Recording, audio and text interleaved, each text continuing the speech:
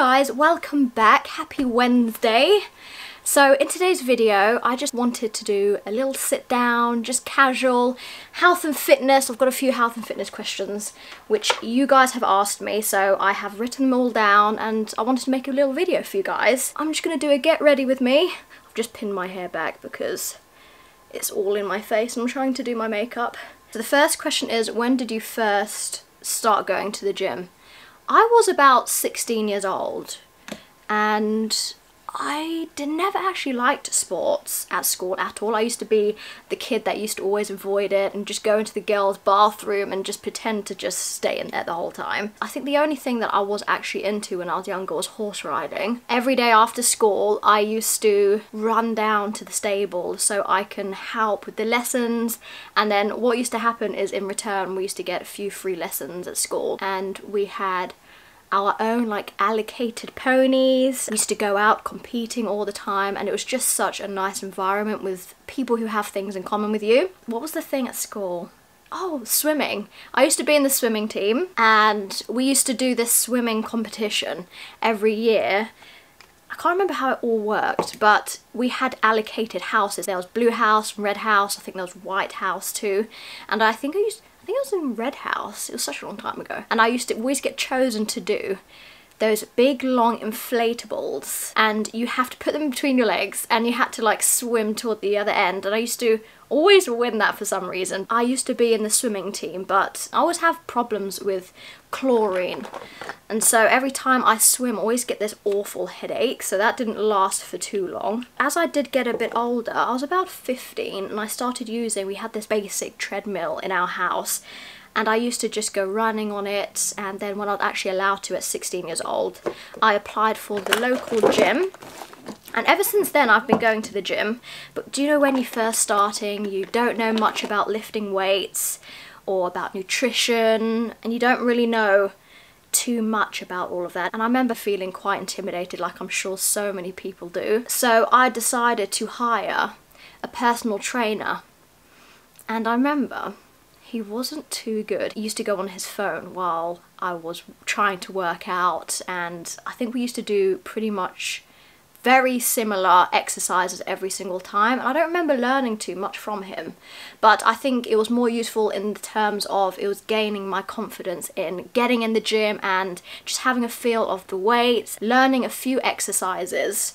I think that was more important than progressing in fitness and lifting weights as such. And so yeah, ever since 16 I've just grown in confidence in the gym, and I definitely think if you start playing around with different exercises and activities then you really know which things you enjoy. Because I know a lot of my friends, they don't enjoy gym and weights, they enjoy more classes, which is completely fine. You're still going, you're still keeping active, but for me I've really enjoyed lifting weights. I actually tried CrossFit not too long ago and that's something I've really been enjoying. It's just finding out what you really enjoy. So the second question is, how often do you train? This can completely depend on what goal I have. So if I'm trying to lose weight, I might do 6 times a week instead of 4 or 5 times a week, because I have to add in cardio instead of 2 or 3 rest days. So at the moment I do train 5 times a week, but normally at the gym I train 4 or 5 times a week. I do 2 lower body and 2 upper body. Let me just get a wipe. I feel like I've gotten foundation everywhere. So do you count calories / macros? Yes, I do, but I haven't been counting calories and macros throughout the whole time of my training period.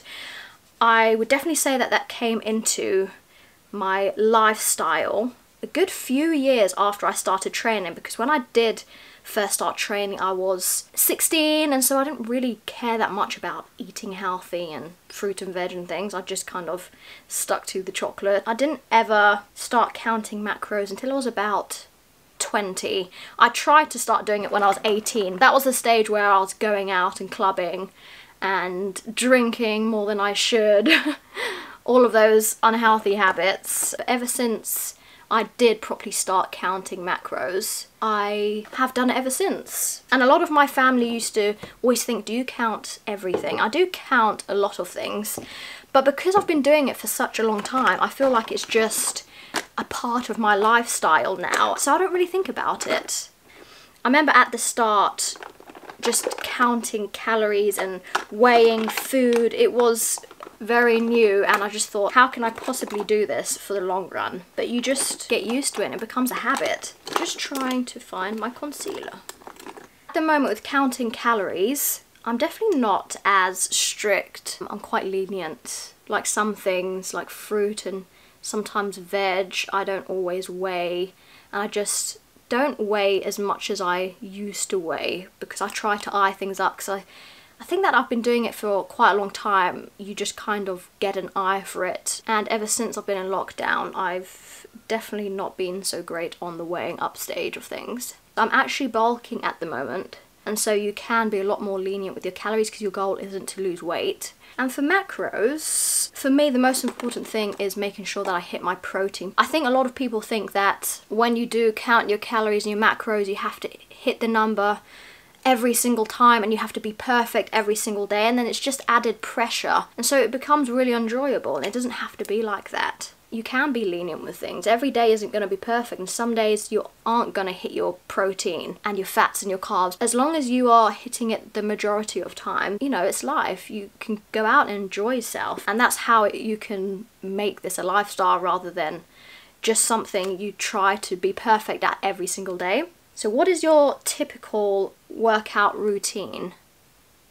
So like I just said to you guys, I do train upper body twice and lower body twice a week, and sometimes I do the 5th day of being a full body workout or cardio. It just completely depends on my goal. My typical workout routine is Mondays I would train legs because that gives me more time to recover till my next leg day, which I do on Fridays, and then in between I just do 2 upper body days. And my typical leg workout would be a lot of squats, maybe leg press. Bulgarian split squats is something that is an absolute killer, but it is such a good exercise. For upper body day, shoulder press, lat pull downs, bench press. Those are probably the typical exercises that I do most weeks. But during lockdown, I feel like this has been a time where I'm trying to make the most out of the situation and trying to focus on things that I wouldn't normally focus on in the gym. So gym would be a lot more strength and muscle building, but because I can't really do all of that while at home with no weights, I try to focus on more conditioning. So a lot of burpees, single leg squats, a lot of explosive workouts. You can do all sorts of conditioning workouts, and yeah, that's probably something that I wouldn't focus on in the gym, which is why I try to take the opportunity to do it while I'm at home. I just quickly did my eyebrows because it's really hard to do your eyebrows and also talk because you need a lot of concentration. So let's go on to the next question. How do you stay motivated? I briefly went over a point during the first question. Ooh, got his hair. And a really good way to stay motivated is to find something that you actually enjoy doing. So if you are new to the gym, then go out and try all sorts of different things and exercises and group classes to find the activities that you also enjoy. Also, going with a friend makes it a lot more enjoyable too, because it does sometimes make it more of a social thing, but it's also really nice to go together and to go, if you are new, with someone that you actually know so you feel more comfortable. Now, I cannot say to you guys that you're going to stay motivated all the time and it's easy to stay motivated, because it's really not. All of us feel unmotivated at some point, but when you do have those kind of days, then just thinking about how good you do feel after your workout. When I do have those really just unmotivated, don't want to do it kind of days, I just say to myself, just get up and just do something. It's so much better than just doing nothing.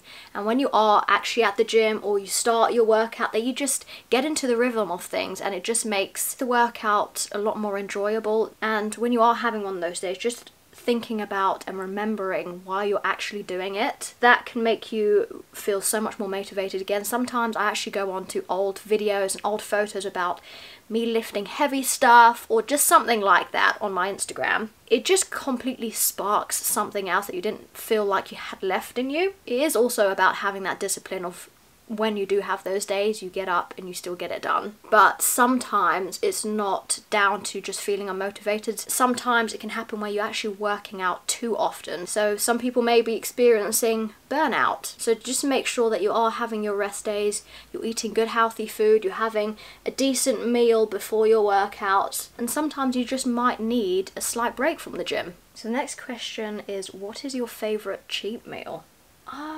I don't really know. I don't really have a favourite cheat meal as such. I have quite a flexible diet where I try and add in to my macros all the foods that I want throughout the day. So I love dark chocolate. I actually pretty much eat chocolate every single day because that's something that I enjoy. Just all about having a balance, and that's what's really important if you want to be doing something like this a long term. But when I did first start out, I was one of those people that just had broccoli, chicken, rice, everything super clean and healthy. And I remember just completely binging so often. I actually used to give myself a cheat meal. I think it was once a week I used to have one.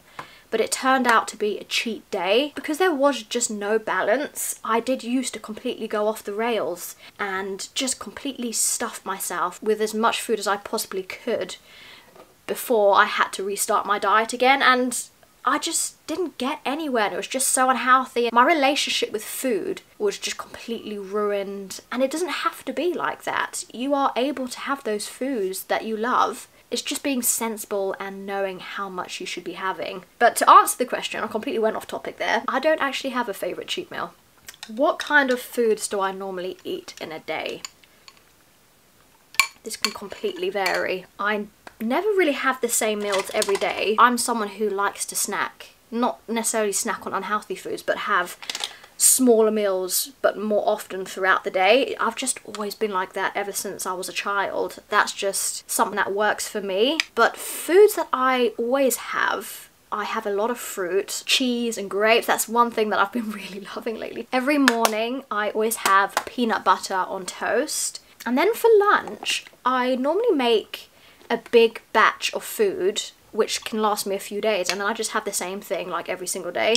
I know it sounds quite boring, but that is just the way that I don't have to cook every single day. Yesterday I made homemade meatballs with lean mince, with pasta, and I've actually made another portion, so I have one for lunch today too. And what other things? I make a lot of spaghetti bolognese, chicken dishes, because chicken's a really lean meat, and a lot of fajitas. Fajitas just so easy to make, and they're full of protein, and you can put cheese and all sorts of filling. When I first started out kind of knowing what foods I needed to make and how to fit it all in my macros, all I did was choose the meals that I enjoyed and then find a leaner substitute for it. For one example, I was just having plain mince and I went for the lowest fat, which is the less than 5% one. I love biscuits, so I buy the sugar-free biscuits to keep the foods that you love into your diet, but also making a healthier alternative. So the last question is, what is your current fitness goal? Because of our current situation in the UK, I wouldn't say I actually have a fitness goal as such at the moment, because we are working out from home, we don't have access to weights or a gym. And so my normal fitness goal as such would be to build muscle or to build strength, but because a lot of that isn't possible at the moment, is just to basically maintain what I have and to keep fit and to just try and enjoy working out from home, because it is a completely different environment than working out at a gym. But one thing I particularly have definitely been loving is not having to cycle in the cold, because it's winter time in the UK. Cycle outside in the cold and making sure I get there early before peak time where everyone else starts cramming themselves in. And it's a lot more chilled and you can just go downstairs and work out whenever you fancy. And so I definitely see on that aspect of things why people enjoy working out from home. But one of my fitness goals while I'm at home is to get more conditioned and to incorporate more fitness-based workouts into my routine, like a lot of burpees, like I told you guys before, more of the conditioning styled kind of workouts. So I'm all ready to go. So I'm gonna end the vlog here, guys. I hope you guys enjoyed the fitness Q&A, and I'll see you soon.